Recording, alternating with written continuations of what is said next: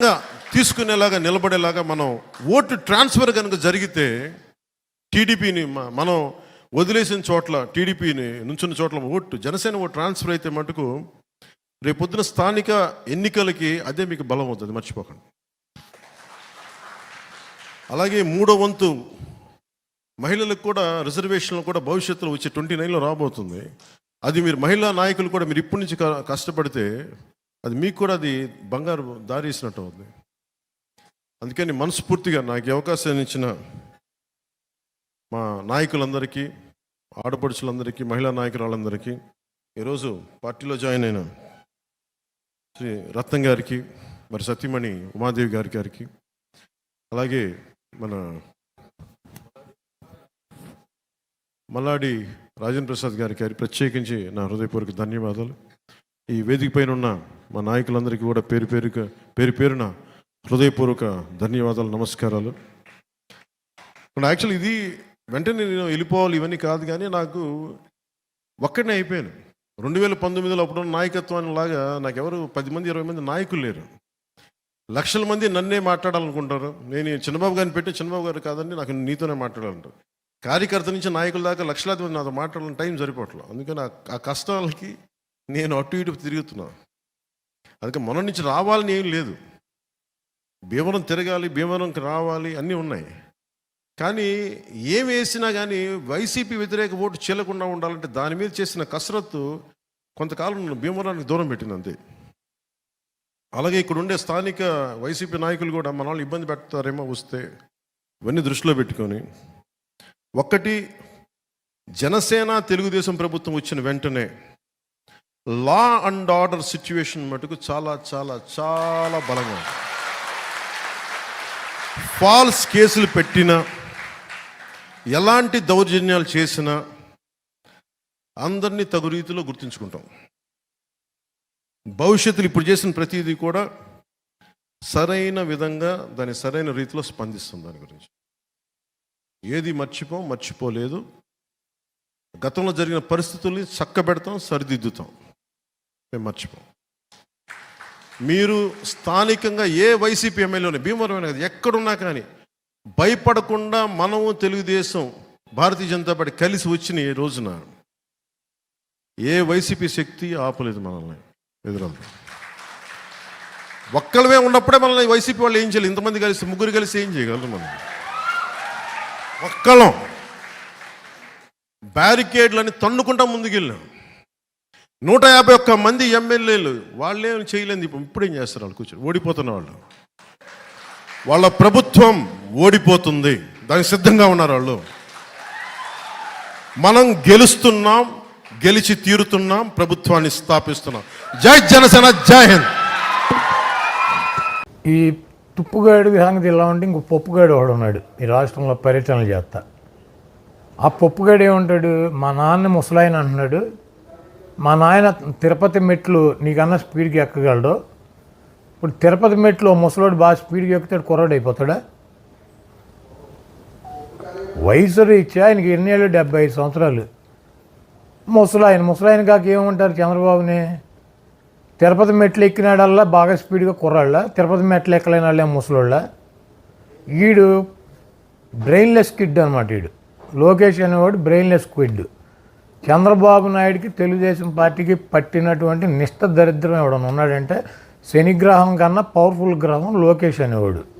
ఈ లోకేష్ అనేవాడు వచ్చినాక తెలంగాణలో పూర్తిగా పార్టీ తీసేశారు.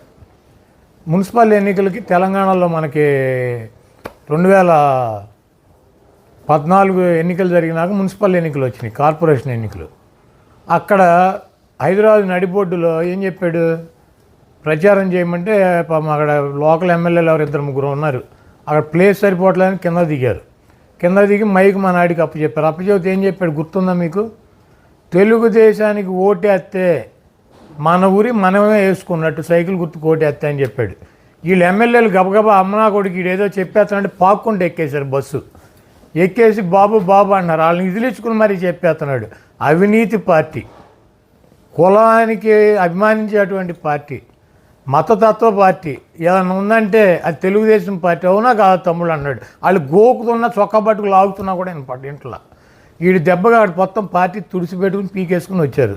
బాబు వెనకాల కొడుకు కూడా శనిగ్రహంలాగా వచ్చాడు. చేసిన పాపాలు ఉంటాయి కదా, ఎన్టీ రామారావుకి చేసిన ద్రోహం, ఈ రాష్ట్ర ప్రజలు నమ్మించి మోసం చేసినటువంటి ద్రోహాలు, ఈ చంద్రబాబు నాయుడు చేసినటువంటి అన్యాయాలు, అక్రమాలు, వెన్నుపోట్లు, ద్రోహాలకే దేవుడిచ్చినటువంటి గిఫ్ట్ నారా లోకేష్ బాబు అనమాట చంద్రబాబు నాయుడికి.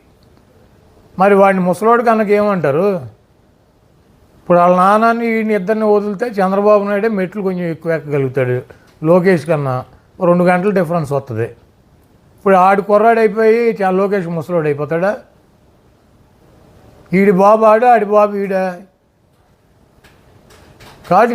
ఈ బ్రెయిన్లెస్ కిడ్ ఆ తెలుగు అక్కడ వెళ్ళి శంకర్రావు అని పెట్టాడు. దాని పేరు నాకటి చదివే ప్రోగ్రాం చేశాడు. దాన్ని శంకర్రావం అని రామారావు పెట్టుకున్న పేర్లన్నీ వీళ్ళు వాడేస్తున్నారు. శంకర్రావం సభలు అన్నాడు. అక్కడికి వెళ్ళి సంకనాగిచ్చే సభలని మొదలెట్టాడు. ఆ పక్క నుంచి ఉత్తరాంధ్ర నుంచి సంకనాగించుకుంటూ వచ్చేస్తున్నాడు. విజయనగరం శ్రీకాకుళం జిల్లా సంకనాగిచ్చేసాడు, విజయనగరం జిల్లా సంకనాగిచ్చేసాడు.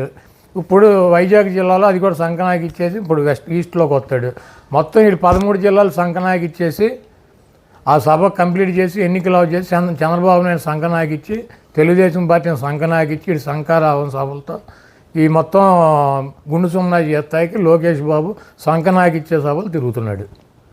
జగన్మోహన్ రెడ్డి గారు చాలా స్పష్టంగా ఆయన చేసినటువంటి కార్యక్రమాలు, ఆయన చేయబోయే కార్యక్రమాలు చెప్పి మీకు మంచి జరిగితే నాకు ఓటేమని చెబుతున్నారు. మీకు దమ్ముంటే లోకేష్కి కానీ చంద్రబాబు నాయుడుకి కానీ మీ 14 సంవత్సరాల పరిపాలనలో మీరేమి మంచి చేశారు, మీరేం చేయబోతున్నారు, మీ ఎన్నికల మేనిఫెస్టోలో ఇచ్చినటువంటి ఏ వాగ్దానాన్ని అమలు చేశారు, ఒక్క వాగ్దానం ఏది అమలు చేశారు, ఇవన్నీ కూడా చెప్పండి. జనానికి ఓట్లు అడగండి. మీకు డిపాజిట్లు కూడా రావు. ఆ సంగతి తెలిసే ఒక సంఖలో పవన్ కళ్యాణ్ని, ఒక సంఖలో ఉత్తపుత్రుడిని, ఒక సంఖలో దత్తపుత్రుడిని, ముందేమో బీజేపీ వదినమ్మని, వెనకాలేమో కాంగ్రెస్ చెల్లెమ్మని, ఇంతమందిని పెట్టుకుని మళ్ళీ ఇంటికాడ పడుకుంటున్నాడు. అప్పుడప్పుడు వెళ్ళి మళ్ళీ వీళ్ళందరూ ఉన్నా కూడా భయం. కాబట్టి ఇటువంటి చంద్రబాబు లాంటి 420 గాళ్ళని, క్రెడిబిలిటీ లీడర్లని ఈ రాష్ట్ర ప్రజలు యాక్సెప్ట్ చేయరు. జగన్మోహన్ రెడ్డి గారికి ఈ రాష్ట్రంలో 151 సీట్లకి అదనంగానే సీట్లు వస్తాయి, కానీ ఒక సీటు కూడా తక్కువ రాదు. చంద్రబాబు నాయుడు విన్యాసాలు, వీళ్ళ విన్యాసాలన్నీ ఇంకొక 60 రోజులు. ఎమ్మెల్సీలు ఉంటే మండలంలో దాంట్లో 43 44 ఆయనకు ఉన్నారు. చంద్రబాబు నాయుడుకి ఎవడున్నాడు? రాజ్యసభలో ఒక మెంబర్ ఉన్నాడా? పార్లమెంట్లో 3 మెంబర్లు ఉంటే 2 వదిలేసి వచ్చి ఒకడు ఉన్నాడు పార్లమెంట్లో. అసెంబ్లీలో 23 మంది ఉంటే 18 మందికి వచ్చాడు. మండలంలో 4 లేరు తిప్పి కొడితే. ఇతని స్థాయి ఏంటి? జగన్మోహన్ రెడ్డి గారి స్థాయి ఏంటి? ఇటువంటి వేస్ట్ ఫెయిలర్స్తో జగన్మోహన్ రెడ్డి గారు చర్చి కూర్చుంటాడా? మాకు ఓటేసింది, మమ్మల్ని గెలిపించింది ప్రజలు. మేమేం చేసాం ప్రజలకు చెబుతాం. నువ్వేమీ చేయలేదో 14 ఏళ్ళు నీకు అవకాశం ఇస్తే ప్రజలకు చెబుతాం. నీకు కూడా దమ్ముంటే, ధైర్యం ఉంటే నీ పార్ట్నర్స్ని, నీ గ్యాంగ్ని, తొట్టి గ్యాంగ్ని అంతా వేసుకెళ్ళి ప్రజలకు చెప్పు. నిన్ను గెలిపిస్తే అధికారంలోకి వస్తావు, లేకపోతే మేము వస్తాం. కాబట్టి ప్రజలకు ఏం చేసామో చెప్పుకునే పరిస్థితి లేక ఎట్టాకు జగన్మోహన్ రెడ్డి గారు చర్చకులు ఆడి ఇటువంటి బొఫ్ఫును కానీ పట్టించుకోవడని ఒక ఎక్స్లో ఛాలెంజ్ పెట్టి పనికి మాలినటువంటి షోలు చేస్తున్నాడు.